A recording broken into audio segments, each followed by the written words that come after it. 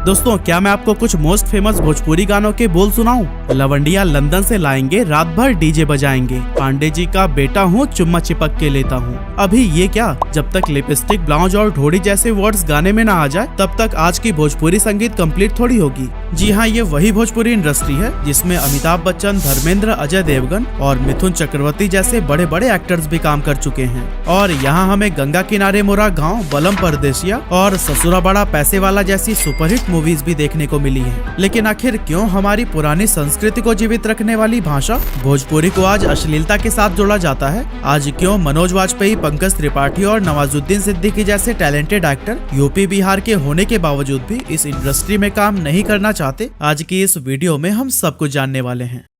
दोस्तों, बीते कुछ डेकेड्स में भोजपुरी फिल्म इंडस्ट्री ने काफी तेजी से ग्रो किया है। आज बिहार, यूपी, झारखंड, पश्चिम बंगाल, गुजरात और मुंबई समेत मॉरिशस जैसे देशों में भी भोजपुरी इंडस्ट्री को चाहने वाले करोड़ों लोग हैं। लेकिन भले ही पवन सिंह, दिनेश लाल यादव, रितेश पांडे और खेसारी जैसे भोजपुरी स्टार्स के सॉन्ग्स को यूट्यूब पर लाखों करोड़ों व्यूज मिलते हों, लेकिन सच्चाई यही है कि इनके गाने बिना हेडफोन लगाए तो सुनने लायक ही नहीं होते हैं। यही वजह है कि भोजपुरी फिल्मों या गानों का जब भी जिक्र होता है तो लोगों के दिमाग में सबसे पहले डबल मीनिंग डायलॉग्स और अश्लीलता से भरे गाने ही आते हैं। ऐसे में सवाल ये उठता है कि क्या बीते कुछ डेकेड्स में ही भोजपुरी फिल्मों और गानों में अश्लीलता और डबल मीनिंग डायलॉग्स आए हैं, या फिर भोजपुरी इंडस्ट्री का इतिहास ही हमेशा से ऐसा रहा है? अब इस पॉइंट को समझने के लिए हमें भोजपुरी सिनेमा की हिस्ट्री में झांकना होगा।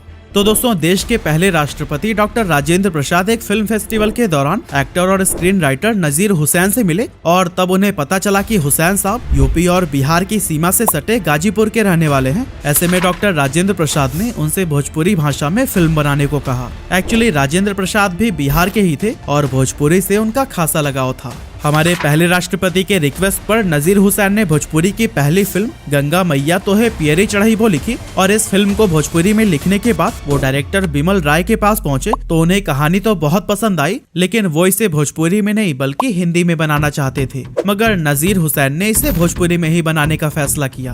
बिमल राय के ऑफर को ठुकराने के बाद नजीर हुसैन को लंबे समय तक अपनी फिल्म के लिए डायरेक्टर की तलाश करनी पड़ी और उन्हें मुंबई में कोई भी ऐसा डायरेक्टर ही नहीं मिल रहा था जो कि उनकी फिल्म में पैसे लगाने को तैयार हो। लेकिन बाद में आगे चलकर एक कोयला व्यवसायी और सिनेमा हॉल ओनर विश्वनाथ प्रसाद साहबादी इस फिल्म में पैसे लगाने के लिए तैयार हो गए और इसका बजट फिक्स किया गया 1,50,000 रुपए। लेकिन फिल्म के तैयार होते होते इसमें 5 लाख रुपए खर्च हो गए। कंप्लीट होने के बाद 1963 में इस मूवी को रिलीज किया गया और ये सुपर डुपर हिट साबित हो गई। उस टाइम इस फिल्म ने 80 लाख रुपए का बिजनेस किया था और खूब वाहवाही बटोरी थी। इस तरह से भोजपुरी सिनेमा की शुरुआत तो बहुत कमाल की हुई, लेकिन पिछले कुछ सालों में इस इंडस्ट्री की शक्ल इतनी बिगाड़ दी गई कि आज भोजपुरी फिल्मों को हम फैमिली के साथ बैठकर देख ही नहीं सकते। अब क्यों आज भोजपुरी फिल्मों को अश्लीलता के साथ जोड़ा जाने लगा है और क्या है भोजपुरी इंडस्ट्री के इस डाउनफॉल की वजह, चलिए जानते हैं।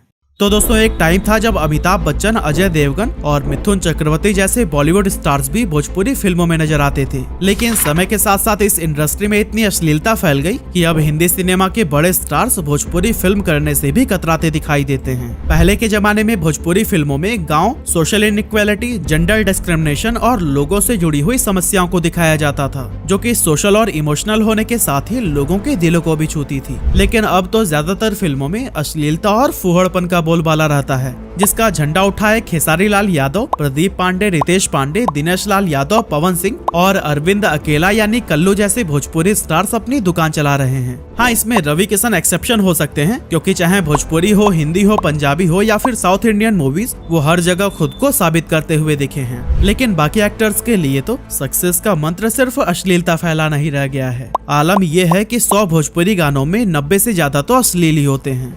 एक्चुअली ऐसा होने के पीछे कोई एक नहीं बल्कि कई सारे डिफरेंट रीजंस हैं, जैसे कि reason number 1, lack of talented actors. दोस्तों, भोजपुरी इंडस्ट्री में खुद को सबसे बड़ा स्टार साबित करने की लड़ाई तो चलती ही रहती है। कभी फेसबुक पर लाइव आकर एक्टर एक दूसरे को गाली देते हैं तो कभी मीडिया के सामने किसी दूसरे एक्टर का मजाक उड़ाते हैं। अब इस काम में तो वो खूब मजे हुए खिलाड़ी हैं, बस उनसे चूक सिर्फ एक ही चीज में हो जाती है और वो है एक्टिंग। जी हाँ, हमारे भोजपुरी एक्टर्स का दूर दूर तक एक्टिंग से कुछ भी लेना देना नहीं है। और हो भी क्यों, जब अच्छी एक्टिंग आना भोजपुरी फिल्म इंडस्ट्री में एंटर करने के लिए जरूरी ही नहीं है। अब अगर आप भोजपुरी इंडस्ट्री में एक्टर बनना चाहते हैं तो आपको किसी भी एक्टिंग कोर्स में पैसा बर्बाद करने की जरूरत नहीं है, न ही थिएटर करने की और न ही मॉडलिंग जैसा कोई मुश्किल काम करने की। अगर आपको थोड़ी बहुत सिंगिंग आती है तो बस आप इस इंडस्ट्री के लिए एक बेस्ट चॉइस माने जाएंगे। इतना ही नहीं, आप जितना ज्यादा वल्गर गाने गाएंगे उतनी ही जल्दी आपको सफलता भी मिलेगी। जी हाँ, अफसोस की बात है, मगर कुछ इसी तरह की मेंटालिटी के बेस पर ही आज पूरी भोजपुरी इंडस्ट्री खड़ी है। Reason number 2, promoting vulgarity. सिर्फ एक्टर ही नहीं बल्कि एक्ट्रेसेस की भी अगर बात करें तो भोजपुरी फिल्म में एंटर करने के लिए उन्हें भी एक्टिंग स्किल्स की जरूरत नहीं पड़ती। यहाँ पर उनकी एक्टिंग नहीं बल्कि उनकी बॉडी को देखा जाता है कि आखिर वो कितना दिखाने के लायक हैं। उन्हें बस वल्गर गानों पर नाचना और अपनी बॉडी को एक्सपोज करना आना चाहिए। यही वजह है कि एक दो हीरोइनों को छोड़कर भोजपुरी फिल्म इंडस्ट्री में आपको जितनी भी एक्ट्रेसेस देखने को मिलेंगी उनकी बॉडी साइज बेडॉल होती है और उसे ही एक्सपोज करके फिल्म प्रोड्यूसर्स पैसे कमाते हैं। अब दोस्तों, भले ही ये एक्ट्रेसेस मेल एक्टर से ज्यादा बेटर एक्टिंग कर सकती हूँ, पर इनका इस्तेमाल सिर्फ वल्गैरिटी फैलाने के लिए ही किया जाता है। यहाँ वुमन सेंट्रिक फिल्में आपको बहुत कम देखने को मिलेंगी और कभी बन भी गई तो प्रोड्यूसर्स की जान हलक में आ जाती है कि कहीं वल्गैरिटी की आदी हो चुकी ऑडियंस इसे नकार न दे। एक और प्रॉब्लम जो भोजपुरी एक्ट्रेसेस के साथ देखने को मिलता है वो ये है कि 2-4 मूवी सेम एक्टर के साथ करते ही उन दोनों के बीच अफेयर शुरू हो जाता है और जब दोनों का ब्रेकअप होता है तो एक्टर अपनी फेम और पावर का इस्तेमाल करके एक्ट्रेसेस को इंडस्ट्री में काम मिलने ही नहीं देता। और दोस्तों, ये चीज हम अक्षरा और पवन सिंह के साथ भी देख चुके हैं, क्योंकि अक्षरा का कहना है कि जब उनका पवन सिंह से ब्रेकअप हुआ था तब उन्हें फिल्मों में काम दिया ही नहीं जाता था। कई डायरेक्टर्स ने उन्हें फिल्मों से निकाल दिया था और वो 2 साल तक बेरोजगार भी रही थी। और कुछ इसी तरह की ही परेशानियां लगभग हर एक एक्ट्रेसेस के साथ है। ना ही वो अपने साथ होने वाले बदसलूकी के खिलाफ आवाज उठाती हैं और ना ही अंग प्रदर्शन का विरोध करती हैं, क्योंकि इन्हें पता है कि अगर काम चाहिए तो ये सब तो करना ही होगा। Reason number 3, problem with film makers. 1963 में पहली बार सुपरहिट भोजपुरी फिल्म बनाने के बाद 14 साल तक इस इंडस्ट्री में सिर्फ 21 फिल्में ही प्रोड्यूस की गई थी। वजह थी बेहतर कंटेंट क्रिएशन, सभ्य संगीत, अच्छे डायलॉग्स और कमाल की एक्टिंग। लेकिन अब ये इंडस्ट्री फिल्म मेकर्स या एक्टर्स के लिए सिर्फ एक बिजनेस बनकर रह गई है और क्रिएटिविटी के नाम पर कुछ भी देखने को नहीं मिलता। हम अक्सर ये सुनकर हैरान रहते हैं कि अक्षय कुमार एक साल में 3 या 4 फिल्में कर लेते हैं, लेकिन फिल्मों की ये संख्या खेसारी लाल यादव के सामने तो कुछ भी नहीं है। जी हाँ, ये आंकड़े हैरान करने वाले हैं कि 2013 में खेसारी लाल यादव की 10 फिल्में रिलीज हुई थी, तो वहीं 2014 में 11 फिल्में। अब इसी से ही आप अंदाजा लगा सकते हैं कि एक साल में एक एक्टर की इतनी सारी फिल्में रिलीज हो रही हैं, तो फिर क्रिएटिविटी कहाँ से ही आएगी। जल्दी पैसा कमाने के लिए यहाँ ऐसे लोग भी फिल्म मेकर्स बन जाते हैं जिन्हें इस फील्ड के बारे में जरा से भी नॉलेज नहीं होती है। एक्चुअली साल 2003 के बाद भोजपुरी मूवी की सक्सेस ने कई छोटे और B and C grade film makers को अपनी ओर अट्रैक्ट किया था और उन फिल्म मेकर्स को लगा कि भोजपुरी फिल्म कम बजट में बन जाती है और इसकी सफलता की गारंटी भी होती है। ऐसे में क्यों ना ऐसी ही फिल्में बनाकर कमाई की जाए।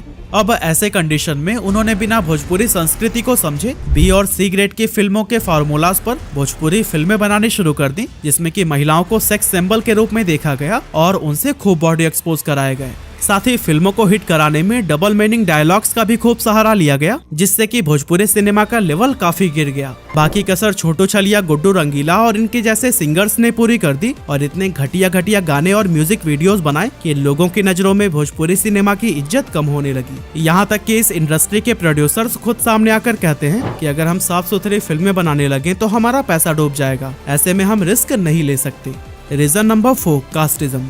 नंदवंशी के राज चली, पंडित जी के राज चली, चौहान जी के राज चली, ये सभी चुनावी नारे नहीं हैं, ये सभी तो अलग अलग भोजपुरी सॉन्ग्स के टाइटल हैं। जी हाँ, ऐसे ही दर्जनों सॉन्ग्स जो अलग अलग कास्ट का राज दुनिया में कायम होने का अनाउंस करते हैं, इन दिनों खूब सुने जा रहे हैं। इस समय बदनाम भोजपुरी एल्बम इंडस्ट्री का ये नया ट्रेंड चला हुआ है, जहाँ सिंगर्स अब एरोटिक सॉन्ग से जाति की ललकार लगाने वाले गानों की तरफ शिफ्ट होते नजर आ रहे हैं। भोजपुरी फिल्म इंडस्ट्री में कास्ट पर बेस सॉन्ग बनाने की ट्रेंड की शुरुआत भोजपुरी के जाने माने सिंगर टुनटुन यादव ने की थी। साल 2021 में उन्होंने एक गाना गाया था जिसके लिरिक्स थे, 6 के 6 गोली उतार देली छाती में, पावर होला खाली अहिर जाती में। हैरानी की बात यह है कि ये सॉन्ग सोशल मीडिया पर आते ही छा गया और इसे जमकर पॉपुलैरिटी मिली। इस गाने के ऊपर यूट्यूब पर 42 मिलियन से भी ज्यादा व्यूज हैं और कहा जाता है कि इसके बाद से ही भोजपुरी इंडस्ट्री में जातीय गानों की बाढ़ सी आ गई। फिर चाहे खेसारी लाल यादव हो, गुंजन सिंह हो, समर सिंह हो या फिर पवन सिंह, सबने कास्टिज्म पर बने गानों को बहुत ही बुरी तरीके से ऑडियंस के सामने प्रेजेंट किया।